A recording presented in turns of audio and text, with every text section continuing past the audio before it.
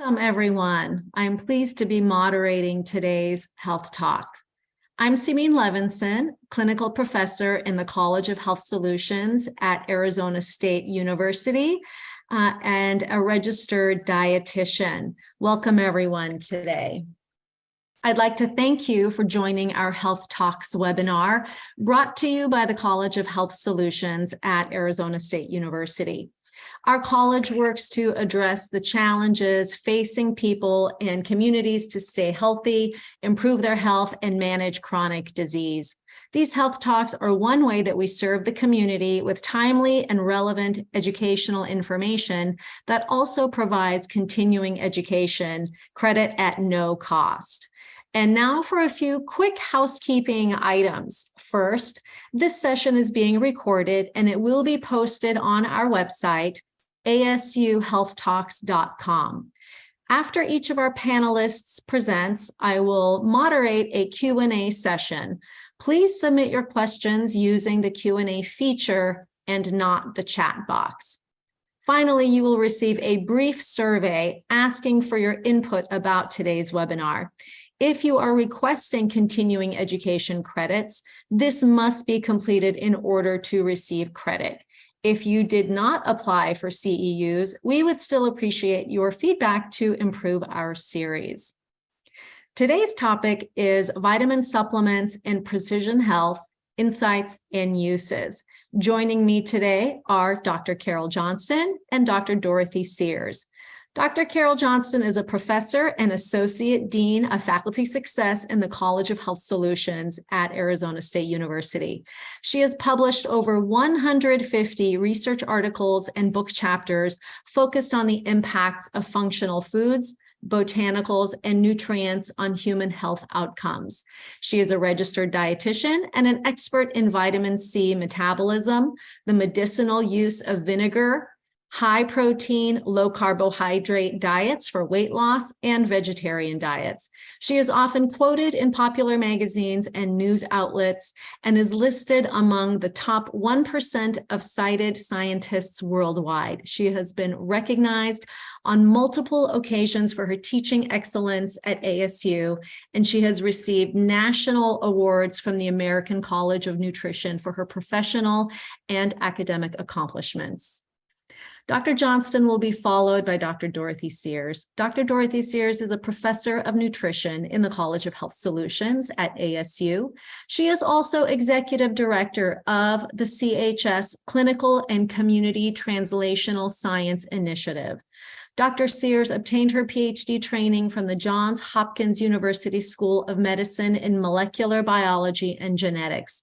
She has been conducting obesity-related cardiometabolic diseases and cancer research since 1995. Her transdisciplinary scope of study spans the molecular to population health levels.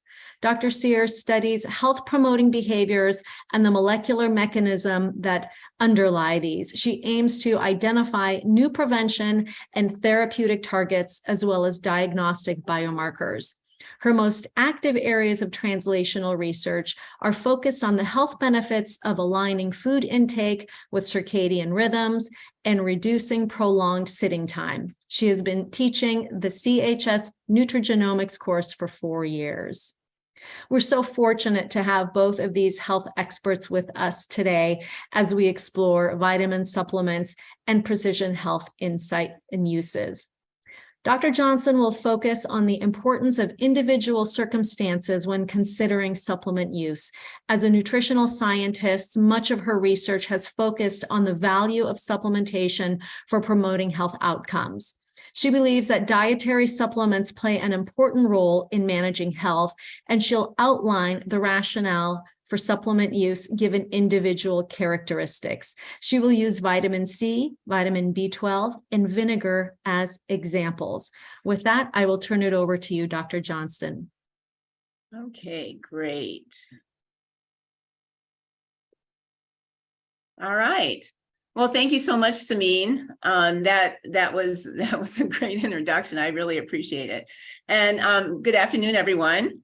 I am so happy to be here to talk about vitamin supplements. I've I've been doing research for quite a few years, and most of it has focused on vitamin supplementation and functional food ingestion for health promotion.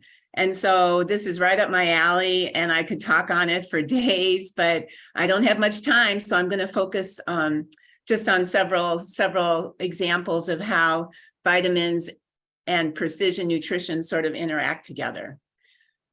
Let's see if I can get this to advance. There we go. All right, well, we all know we have to eat well. And I want to stress that no matter what I tell you today about supplement use, we all need to strive to eat better. We need to eat more plant-based foods. We need to cut down the processed foods we consume, the fried foods and the fast foods, and try to consume whole foods, lots of fruits and vegetables. However, we all are a little bit different from each other, and that's where the precision nutrition comes in. We're different genetically, not a lot, but even small amounts of genetic differences can make a difference in how you absorb and assimilate nutrients. Some of us have chronic conditions and are on medications. That can impact your need for supplements. Some of us are sedentary, some of us are active. And so again, that influences your needs. And then there's a microbiome, which I'm sure you've heard a lot about, that our gut is full of bacteria. And we want to promote the healthy bacteria, because those healthy bacteria produce substances that get into our bloodstream and help with our health. And then there's timing. When you eat your food, is it along the diurnal circadian rhythm? We're learning that that's important as well. And then some of us are taking supplements. And so all of us are a little bit different. And so I'm going to focus on things I know pretty well: vitamin C, B12, and vinegar, and how personal situations can impact your need. So we'll start with my favorite, which is vitamin C. So I've been promoting for over 20 years that we need to give people more information than we're giving them. Back in the 40s, in the 1940s, the dietary information that was promoted by the government was much more detailed than it is today. Today, there's a 5-a-day, eat your 5-a-day fruits and vegetables. We have My Plate, but we don't really have specific instruction about vitamin C. Because you can eat 5 a day. Okay, these are among the most commonly consumed fruits and vegetables in the American diet, and they have been for quite a few years. And you can see, if you add up the vitamin C content, you're lucky if you get 35. Whenever you process a food, whenever it's processed, it could be when it's peeled and cut into pieces, it's exposed to oxygen, it's exposed to the sunlight, you're going to start destroying the vitamin C. The RDA for vitamin C is 90 milligrams a day. So you can see eating 5 a day doesn't always get you there. We need to be telling people to eat a vitamin C rich fruit and vegetable each day. A red pepper is a great example. You can get 96 milligrams in a red pepper. And so, this is the messaging that people are missing. And it's not surprising, given that the Americans don't consume a lot of fruits and vegetables, particularly vitamin C rich ones, that about 30% of our population has marginal or worse deficient status of vitamin C. Now, scurvy is a fatal condition. So vitamin C deficiency, if left unchecked, will cause death. It's a fatal condition. But we have just enough vitamin C in that French fry to keep people from dying from scurvy. But that doesn't mean you have optimal vitamin C status. And so 30% of our population has poor vitamin C status. Interestingly, we're doing better than other parts of the world, where the marginal vitamin C status is much higher. These trends have been apparent for quite a few decades. And my personal feeling is that's because we're not messaging well about the need for a vitamin C rich fruit or vegetable each day. Now, it's not just eating fruits and vegetables. There's also some genetic component here.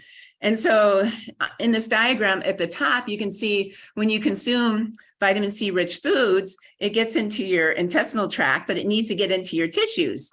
And the only way vitamin C gets into your tissues is on a transporter.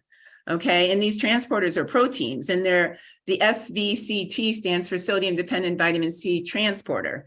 And these transporters will bind the vitamin C and pull it in and bring it into the bloodstream, and then it can get into tissues on these same transporters. Interestingly, these transporters are different between individuals. And the differences between individuals we call polymorphisms. That's where the gene is slightly different between people. And so these polymorphisms are actually quite common for vitamins, for these transporters. Up to 30% or so of the populations around the world have this polymorphism. And, you know, we'll probably never know that if you have it, you'll never know, because it's just not well known, and those types of tests aren't being run. But if you do have the polymorphism, what the data show is that the polymorphism, you have less vitamin C in the bloodstream. And so that fact is really important, because if you have less vitamin C in your bloodstream, you have less vitamin C to do all the functions it does. Vitamin C is not only keeps us from getting scurvy, which is a fatal condition where we can't make collagen and you eventually bleed through the brain. That's usually what causes the fatalities, is your blood vessels just break down and you start to bleed out. But vitamin C is also the most powerful water-soluble antioxidant in our system. And so not only do we rely on vitamin C to avoid scurvy, we also rely on vitamin C for its antioxidant benefits. And so it's important to have a lot in the bloodstream. And so what a person might do if they have one of these polymorphisms is just to consume more, like double, triple the RDA. And it's not just diet and this genetic profile. There's other characteristics which use up your vitamin C rapidly. So if you have any kind of condition that causes oxidative stress, you're going to use up that vitamin C because it's an antioxidant. It's going to try to protect you. And so the more oxidative stress you have, the more vitamin C you're going to use up and the more you're going to have to consume. And so smoking, obesity, and stress are great examples of very common characteristics that affect your vitamin C status. And so we know that vitamin C alleviates scurvy, but here are other conditions that we know that a poor vitamin C status will contribute to. Vitamin C doesn't cause these things, but it will contribute to the disease progression and the disease severity. And so it's real important to make sure you're getting adequate vitamin C. So I actually do recommend supplementation for vitamin C. And the reason for that is because we eat processed foods. The American population pretty much relies on processed foods. And processed foods, especially that orange juice that you buy at the grocery store that's ready to drink, will not have very much vitamin C in it because it's been processed. And you can see this is 500 milligrams. The RDA is 90. Why do I need 500? Because you want the antioxidant protection. Then the RDAs are based on prevention of disease. And so the RDA in the US is based on the prevention of scurvy. It's not to provide the ample benefits of the antioxidant. So why nature made? I just picked this. I'm not advocating nature made, but I want to point out that quality supplements are important because there's a lot of supplements on the market that don't contain what they say they do and might have impurities. And so the USP is a US Pharmacopoeia. It's the same agency that verifies the safety and purity of the drug supply. And so they also do supplements. And so when you're out there looking for supplements, look for the USP verified. This is an independent agency that comes into the manufacturing site and does an audit. And so, of course, the Nature Made had to pay for this, but it's still the best way we have to determine quality supplements. Okay, so now we'll move to B12. And if you look here are the main food sources of B12. And if you look, you can see it looks like it's all animals. Well, it is. B12 is only found in animal products, only found in animal products. The RDA is 2.4 micrograms per day. So if you look at the micrograms per serving, you can see that it's probably not that hard to get adequate B12, and that's absolutely correct. The average American consumes 2.4 ounces of beef daily, which provides about 5.5 micrograms of B12. So generally speaking, the population in the US has access to high B12. The problem with B12 is your digestive tract, and especially as you get older. Okay, as we age, that gut ages, and the gut cannot perform as well as it did when it was younger. And so the absorption of B12 is the most complicated for all the nutrients. You need hydrochloric acid. And the hydrochloric acid helps to dissociate the protein that binds the B12. As you approach 60, 70, you just don't have adequate hydrochloric acid anymore. It's a condition called achlorhydria. And it's very common in older folks. And so that's gonna keep you from absorbing B12. And then you can see there's 3 other proteins. This is it's quite complicated. There's 3 other proteins required for the absorption of B12. And protein is another nutrient that as you age, you don't assimilate very well. It becomes harder to digest protein, to release amino acids, to get into your bloodstream. So you can build these proteins. You can build the R protein, the intrinsic factor, and the transcobalamin 2 proteins. And so it's just an aging thing. Okay, and so this chart sort of shows it very well. If you're young, your B12 status is pretty good. But as you age, your B12 deficiency rates start to climb. And by 70, they skyrocket. Just put in perspective, the prevalence of diabetes in the US is about 10%. Okay, so in the US, we have much more B12 deficiency than we do diabetes once you hit about 70. So this is one factor, where a characteristic it might be recommended that you take a B12 supplement. And then there's prescription medications. And so the example I have here is metformin. So if you look at the first 2 bar charts, you can see that if you have no diabetes or you have type 2 diabetes, but you're not on metformin, you can see that your prevalency rate for B12 deficiency is rather low, which is what you would expect based on the other chart. But if you're a type 2 diabetic, even if you're a young individual on metformin, it over doubles your risk for B12 deficiency. And so this is just one medication. Another medication are antacids, which are one of the most common over-the-counter medications that people purchase. And so if you take antacids chronically, you're blocking that hydrochloric acid that you need to assimilate B12. And so that's another population that they've shown has a high rate of B12 deficiency. And then there's here's another polymorphism. There's many examples of this. I'm just giving you a few examples. This is vitamin C and B12.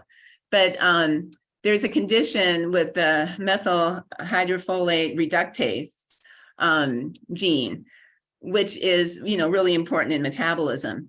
But if you look on the right side, you can see if you don't have the polymorphism, which it indicates by the C gene expression, or if you're heterozygous, which is you have the C and the T, you're pretty much protected. But if you have if you're homozygous for this polymorphism, you have both alleles as T's, you can see that B12 deficiency is like 2 to 3-fold higher in those individuals.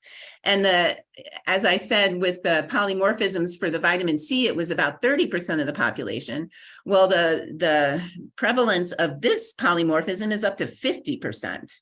And so you're very likely, there's people out there very likely to have this polymorphism. And so you can imagine if you have the polymorphism and you're on metformin and you're 60, you need B12 supplements, okay? Other conditions, there's a lot with B12. Pernicious anemia is an autoimmune disorder, which a century ago was fatal because they didn't know that you just needed B12. And so you died of B12 deficiency. So both vitamin C and B12 deficiencies are fatal. But in the 1950s, they figured this out and these people started to get B12 injections. And so it's not a fatal condition anymore. And as you might have guessed, if you're a vegetarian eating only plant-based diets, you have a very high risk of B12 deficiency. A lot of the vegan foods now are fortified with B12. So if you are a vegetarian or a vegan, just make sure you're eating some fortified foods, because most of the food, if you're purchasing vegan foods, a lot of them are probably going to be fortified. Okay, so what are the symptoms of a B12 deficiency? You feel weak, you get constipated, you're not hungry, you lose weight, but if you look at these symptoms, they're not, you probably aren't going to go running to the doctor because you're just thinking, okay, this is a down day, whatever. But if the B12 deficiency progresses, you start to get this numbness and this tingling in your hands and your feet, and you get a little confused and you can't keep your balance. But then think of a 70-year-old. 70, 75, they might just think they're aging. In other words, if people are unaware of these symptoms, they might just think they're getting old. and they can't remember where they put their keys. But a B12 deficiency, when it progresses, you get a dementia that actually looks a lot like Alzheimer's. And in fact, it's been misdiagnosed in the past. And as I said, it's fatal if it's not treated. So my recommendation is you supplement. If you're 50, 60, 70, you probably should just go ahead and supplement.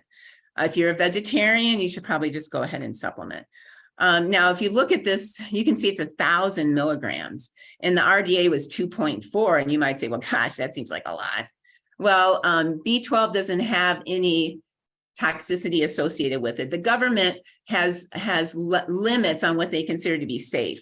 For vitamin C, the safe level is 2,000 milligrams a day. For B12, we haven't observed any toxicity, so they don't have a limit on it. In fact, a lot of you might know people inject it. So B12 is pretty safe. I'm not saying you have to take 1,000 milligrams a day, but that's how it's sold. Another option would be maybe as you get older to start thinking about taking some of these specific supplements that are for older people. Centrum has 25 micrograms of B12 in it, the Centrum Silver, 25, so 10-fold over the need. And so that's probably going to be ample if you're taking it every day. But note that Centrum Silver only has 60 milligrams of vitamin C. So again, there's not very many people are interested, I guess, about how much vitamin C we need, because we need a lot more than that. And people just aren't eating the fruits and vegetables. All right, the last thing I was going to talk about is an example of this personalized nutrition is vinegar. Okay, you might not think of vinegar as a supplement, but perhaps by the time I finish, you'll see it might be considered a supplement. So here's a market forecast for vinegar purchases. And that's quite astounding. Okay, there has been a rapid increase in the market of vinegar in the past decade, and they forecast it's only going to increase. And vinegar is an element we use in cooking. It's a ingredient often found in pickling and in dressings and that type of thing. But that's not what's driving the market. What's driving the market is a growing awareness that vinegar has health benefits. Okay, so this is really important. It's quite amazing, actually. So here, there's over the past couple of decades, there's been quite a bit of research published showing the benefits of vinegar ingestion for a diabetic, for those individuals with type 2 diabetes, not type 1, but type 2 diabetes. And vinegar, when you consume it with a meal that has a lot of starch, it will actually reduce the amount of glucose that gets into the bloodstream from that meal. So you can imagine for a diabetic, you need to keep your blood glucose levels reduced. And so, some of the strategies are don't eat as much bread, watch your pasta, your rice, those types of foods. But if you're eating bread and rice and pasta and you have a vinegar dose with the meal, you will cut that response by 40%. It also lowers fasting glucose and A1C. And so the diagram on the right is some of the meta-analyses. And if you're not familiar with the meta-analyses, a meta-analysis takes all the high quality articles that are already published and it puts them together and it does an overall assessment. And so this is quite miraculous, actually, because there's no negative. There's been no negative study published. All the studies published on vinegar for reducing glucose levels has shown an effect. That could be publication bias, perhaps, but it's still pretty amazing. So you can see for fasting glucose, they have 5 studies, high quality studies they examined, and they all found a reduction. And for A1C, which is that marker for a diabetic that gives you sort of the overall glucose status, also decrease. So that's pretty interesting. But even more interesting is it also appears to be lowering blood pressure, total cholesterol, triglycerides. Those are all important for heart disease. So you might be thinking, yeah, this can't be. It's like, how can it be doing all this? Well, the answer might be your gut microbiome. And so we all know about that gut and all those bacteria, and we want to have the good bacteria because those good bacteria we have healthy outcomes when we have a healthy gut microbiome. That work is that's very extensive these days. Lots of work on this. It can improve your brain function. It can improve the function of your organs. It's helpful for diabetics, for heart disease. It's just amazing. And you probably know that you can consume probiotics. And these probiotics are actually living good bacteria that you ingest, and then hopefully they'll populate your gut if you consume them regularly, like yogurt and sauerkraut. And there's also preparation supplements you can take now for this. And then there's prebiotics. The prebiotics are the substances that feed the good bacteria. And so if you ingest prebiotics, it'll get into your gut and feed the good bacteria. But you might not have known there's postbiotics. Okay, postbiotics are actually the important thing because the postbiotics are the little chemicals and metabolites produced by the good bacteria that get into your bloodstream and do all these healthful effects. And so the whole purpose of the probiotics and the prebiotics are to get more of these postbiotics. And so here's a scenario. If you start on the left, you want to eat healthy, okay, whole grains, fruits, nuts, vegetables. And then the second arrow, that gives you the fibers. So the second box shows you all the good fibers you get. And the third box shows you that those fibers are what feed the good bacteria. And then those good bacteria will release these substances that we call short chain fatty acids and other things. And these short chain fatty acids are actually the postbiotics. And these are the substances that make your gut healthy, and they can also get in the bloodstream and have these systemic effects that are healthful. Well, vinegar is actually a postbiotic. Okay, all vinegars have acetic acid, and acetic acid, it is a defining ingredient in a vinegar. And this is highly regulated by the government because acetic acid can be poisonous if it's taken in too high concentration. And so when they ferment vinegar, when they make vinegar, they have to adjust the acidity to a certain level so it's not harmful. But acetic acid is a postbiotic. And so when you ingest the vinegar, you bypass all this other stuff and you get the postbiotic directly. And then that acetic acid is healthful for the gut, but it's also healthful because it gets into the bloodstream and it has the impact on insulin sensitivity, which is good for the diabetic. It can lower body fat, not drastically, very subtly. It can lower body fat. It can reduce infections, depression. A lot of the work we're doing currently is looking at the brain and depression. And so very exciting that vinegar does this.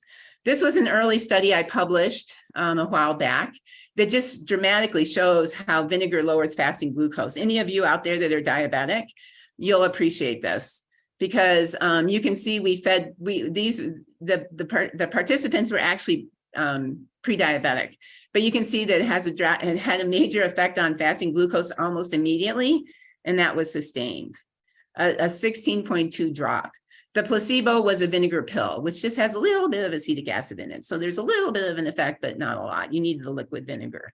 So what do? You consume 1 to 2 tablespoons in a cup of water, and you drink with the first bites of a meal.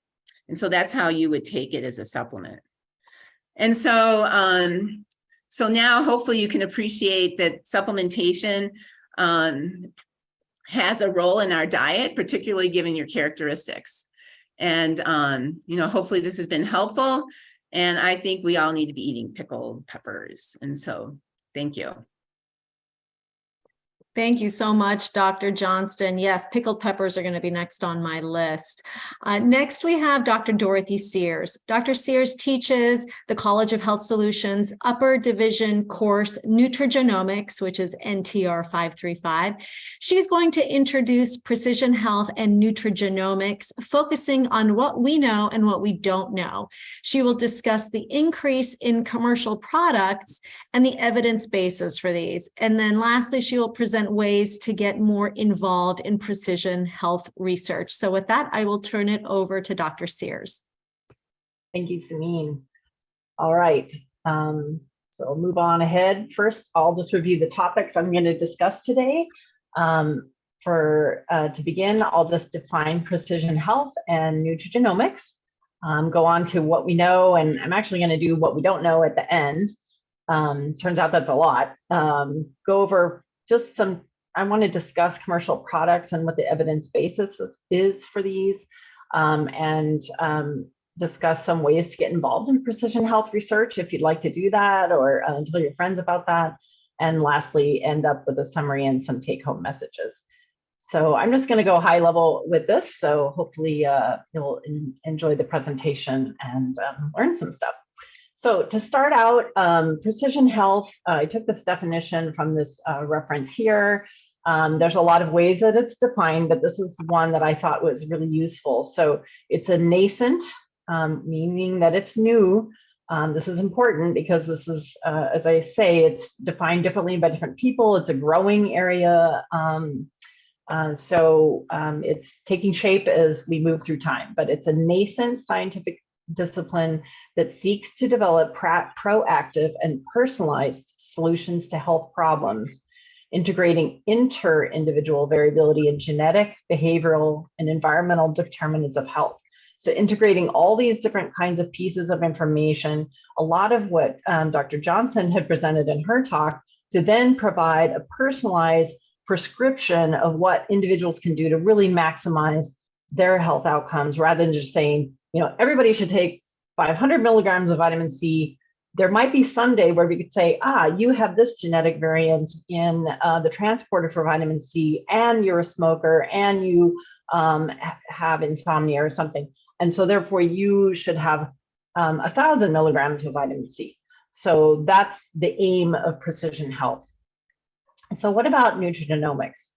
So the definition of nutrigenomics that I found from the National Cancer Institute's webpage was how food is affecting a person's genes, or the expression of their genes, and food does affect the expression of our genes, and how a person's genes affect the way our body responds to food.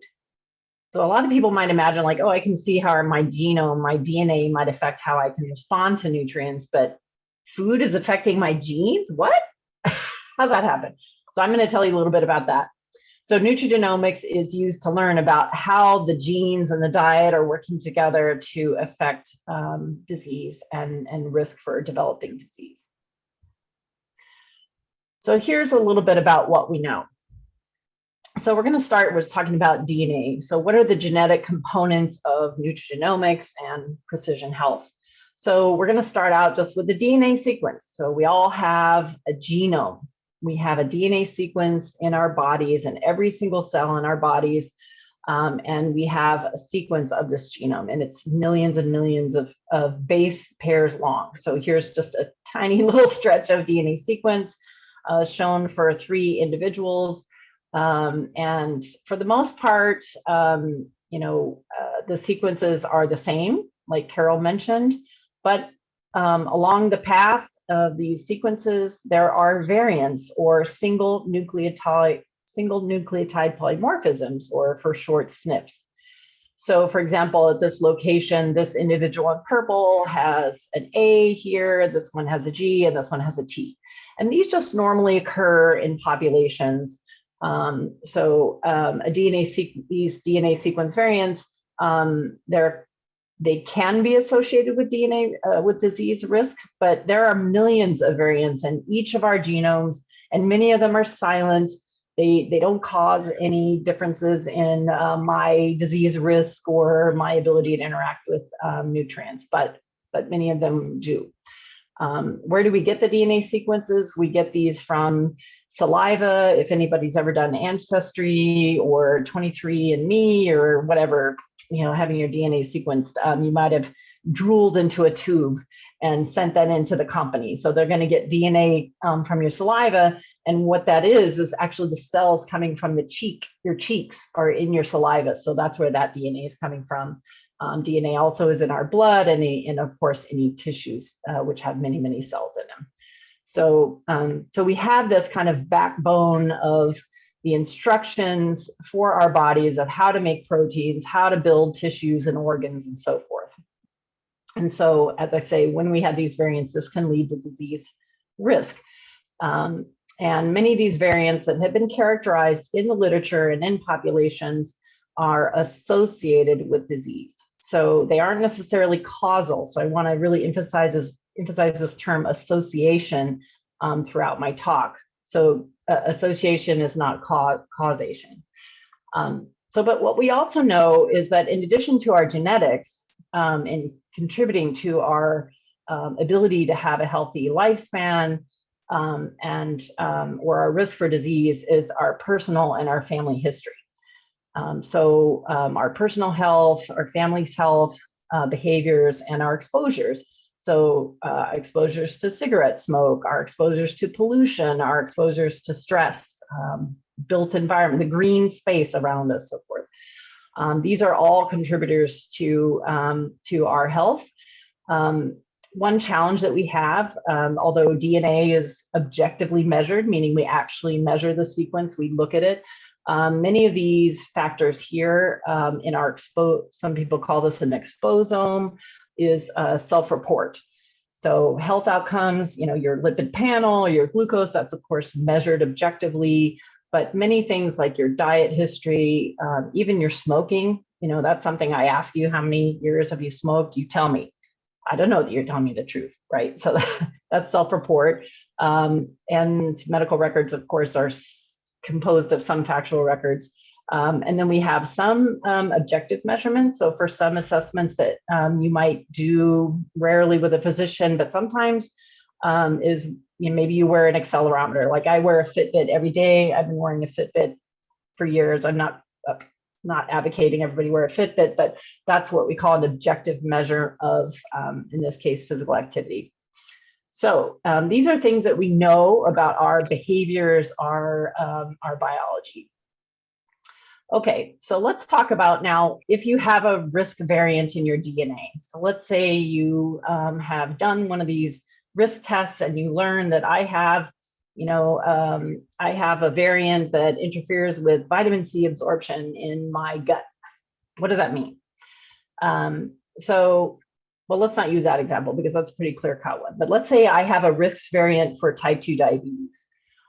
So first of all, what I want to point out again is that risk is typically an association, not a sentence. It doesn't mean that I'm going to get type 2 diabetes. It means that I have a variant, a sequence change in my DNA that means I have a greater risk for getting type 2 diabetes in this example than somebody who does not have that nucleotide sequence there. But there's a lot of other factors that contribute to whether that risk is going to be actually realized into me getting it or not. So the DNA, the data or the research that contributed to that risk association finding may have been done in a different population, not a population that is part of my gene pool. So for example, if it was done in a bunch of US Caucasians and I'm Asian, maybe that doesn't fit for my population. So these population studies can often be have some gene pool bias. So risks may vary just for that reason as an example. There may be other regions in my DNA that actually mitigate that risk. So maybe I have one risk allele for type 2 diabetes, but I have another allele or another variant in my DNA that says, oh, that reduces my risk for diabetes. So maybe that cancels out. So we can't just look at one variant and say that this is the truth of whether I'm going to get diabetes or not. And then again, those exposures. So maybe I have in my DNA a nucleotide variant that would put me at greater risk, but I don't smoke, I eat a great diet, I exercise a lot, and so then that really is counterbalancing that risk variant. So DNA is not your destiny. So I'm kind of alluding to that in the prior slide, and I want to say a little bit more about that. So for one reason is having to do with epigenetics. So epigenetics, the term epigenetics means on top of DNA. So we have that DNA sequence and we have maybe a variant there that puts me at risk, but there are marks or factors that go literally on top of the DNA that affect how genes are expressed And these, I'll say more about them, but these are also influenced by environment, behaviors, aging, and diet. And interestingly, these are reversible and inheritable, which might scare you if your mother or your grandparents were smoking like chimneys. This is, guess what? You might have inherited some of their epigenetic patterns, but the reversibility is very heartening to hear about. So I'm going to explain to you some of these epigenetic marks or patterns. So this is a little bit complicated slide that I got from Wikipedia about epigenetics. We'll start up here in the left corner. This is what I have already explained to you. The epigenetic mechanisms are affected in development or also from your mother or your father, in the environment, drugs, aging, and your diet. This is showing DNA wrapped into a chromosome. And as we unravel that DNA strand and look here down at the DNA, we can see one epigenetic type of mark called DNA methylation.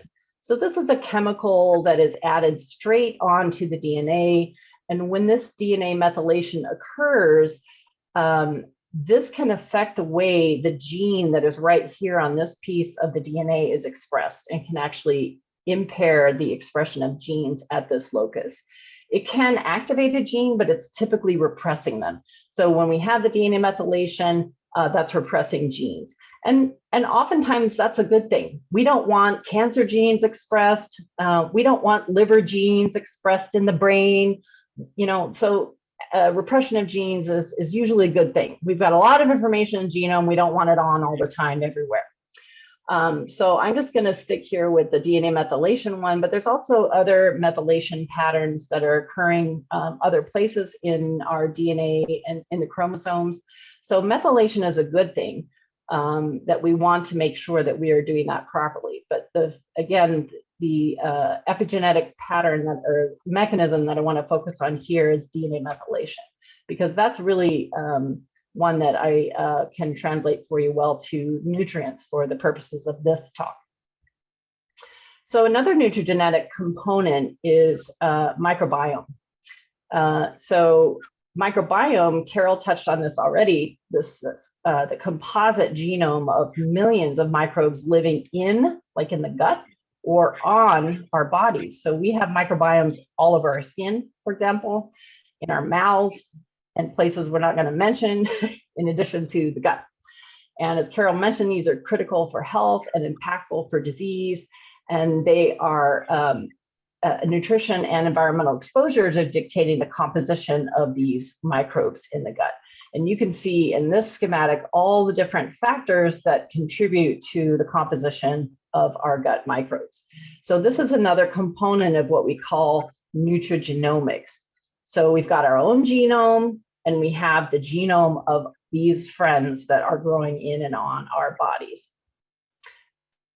So DNA methylation and the microbiome, as Carol introduced for microbiome, alterations in these factors are leading to changes in gene expression in host, that's us, and the microbial cells. So Carol explained very well that when the microbes are changing in their composition or in their metabolic activity, they're secreting these chemicals that are getting into our bloodstream.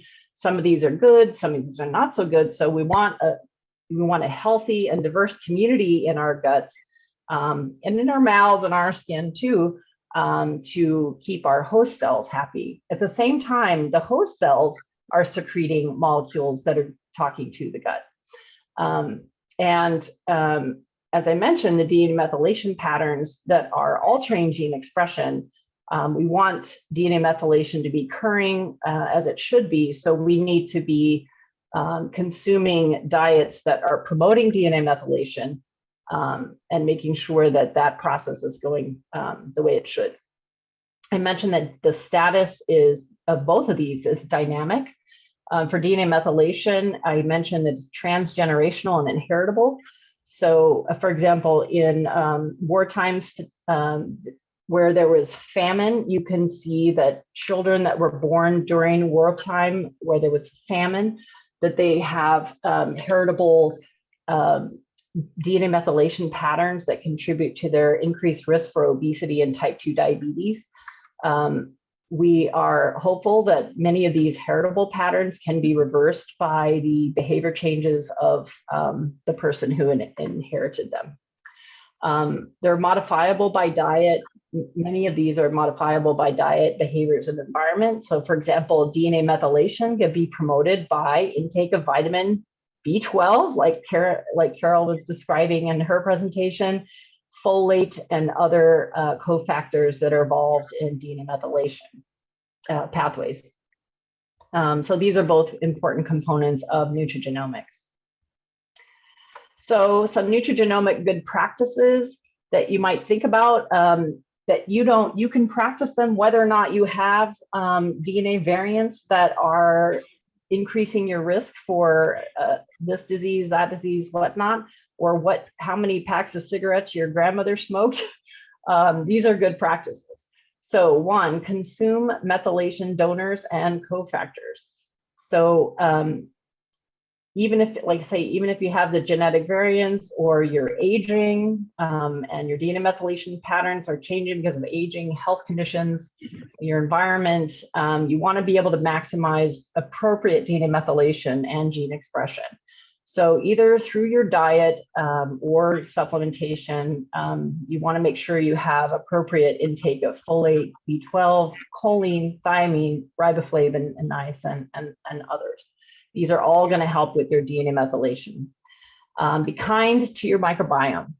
So the American Gut Project cited here showed that I think at the time they had 15,000 individuals in the study. Now they have over 25,000.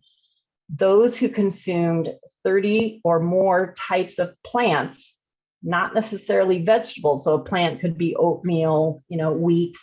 Those who consumed 30 or more types of plants per week had more diverse communities of microbes in their gut than did those who consumed 10 or less different types of plants. So it seems that plants and varieties of plants are good for a diverse community. Now microbial community. We don't know exactly what is the perfect microbial community. So people who tell you, take this microbe, that microbe, or this is the pattern that is the one. We don't know what the one is, but we know that healthy people have a diverse microbiome. So that's the goal. If you're interested in the American Gut Project, which is now called the Microseta Initiative, the website is here. It was a crowdsourced project. So individuals paid so that this team had the fund. They didn't have funding to do it. So these individuals paid $100 and they got their microbiome sequence. Now, the thing is that this was not a company. This was a group of academics who wanted to just learn more about the microbiome. And so they did not offer any fancy advice. They were just really clear, like, we'll give you whatever information we learn about your microbes. They're not going to give them any advice or suggestions of what to do, because we don't know what to tell you yet. So more good practices: eat a reasonable and varied diet. Throw some vinegar in there on your plants. This is just more of some of my other research. Move more and sit less. But what we know is that physical activity and sitting time do affect DNA methylation levels and microbiome. So these are important factors. You wouldn't think that sitting would impact your microbiome, but in fact, a publication from the College of Health Solutions 2 years ago, and soon a publication from my group, will show that the microbiome is sensitive to sitting time. And lastly, breathe clean air. So pollution, we know, is not good for DNA methylation or microbiome, and inhibits the microbiome. And we have preliminary evidence showing more outdoor time influences the microbiome positively. I just want to caution individuals, I'm going to go quickly here for the sake of time, to be aware of commercial products that are selling health advice related to your DNA and your microbiome. These are increasingly common and expensive. They often have misleading and unsupported claims, and little to no professional real-time support for how to interpret the data that they give you. They often make vague interpretations and give customized guidance to you that really are either too vague or unsupported, or just eat more fruits and vegetables, which we already know that. Kara and I are already telling you that. So you're done for free. We tell you that. And they use terms like genetic tests, which are not appropriate. These are not genetic tests, so be careful. There are ethical and practical considerations for precision health and nutrigenomics. And I'm just going to highlight the top one: disparity in access to testing. There are people who just can't afford to do these things. They don't have access to the testing or to be able to understand, or to access the professionals who can help them understand. And often they're not being included in the research. So these are important considerations. What we don't know is a lot. These are burgeoning fields, as I mentioned, but there are certain things that are actionable, like people with the MTHFR gene variant needing to take more folate and B12s, for example. If you'd like to get involved in the research, there are opportunities. So the NIH and the VA are putting millions of dollars into getting more information so that we can instruct individuals what to do, know more about precision health. So the NIH funded all of us, and the VA funded Million Veteran Program are ways that you can get involved. They are still enrolling. So this is my summary slide and last slide. So I'll just stop here. And I guess I'll stop sharing. Wonderful. Thank you so much to both Dr. Sears and Dr. Johnston for this informative presentations that they provided.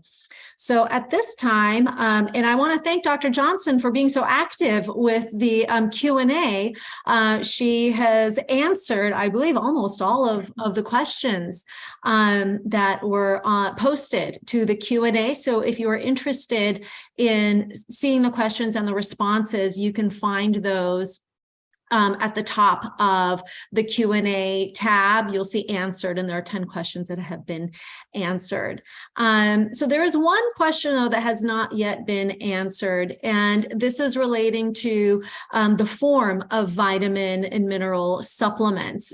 Typically, we find them in capsules or in tablet form, and it can become overwhelming to take many supplements on a daily basis. What are your thoughts on liquid forms of supplements that then can be added to other beverages? And to your knowledge, are those vitamins and minerals retained when they're added to beverages such as tea, coffee, and other types of drinkable beverages? Well, I would, because I'm a vitamin C researcher, and I know vitamin C in a liquid form is not stable.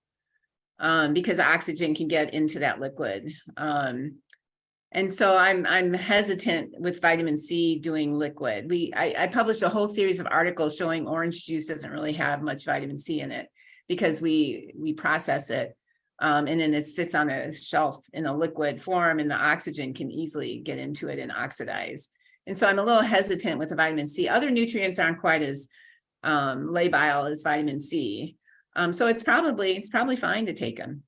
I don't, I suggested in one of my answers, that a Centrum is one pill. And so I'm not advocating take Centrum, but these multivitamins, if you can find a high quality multivitamin, especially if it's been personalized for an older person, if you're an older person, it adjusts the RDA slightly to meet the needs for that particular age group. So that's my recommendation. Well, thank you. I believe that answers all of the questions that were posted today. So thank you to everyone who participated in the webinar, and to those of you who asked questions, and for responding to them as well. That's all the time that we have for today. We encourage you to follow the College of Health Solutions on social media. And I believe that those will be put up here shortly on the screen for you to see. Our Health Talk series will continue next month with a talk on 24/7 care anywhere, harnessing the power of mobile devices and wearables. That will take place on Thursday, January 19th, also at noon Arizona time. So every month there will be educational opportunities such as this through the CHS Health Talks. Details and registration will be available at asuhealthtalks.com. Thank you again and have a wonderful rest of your day. Goodbye.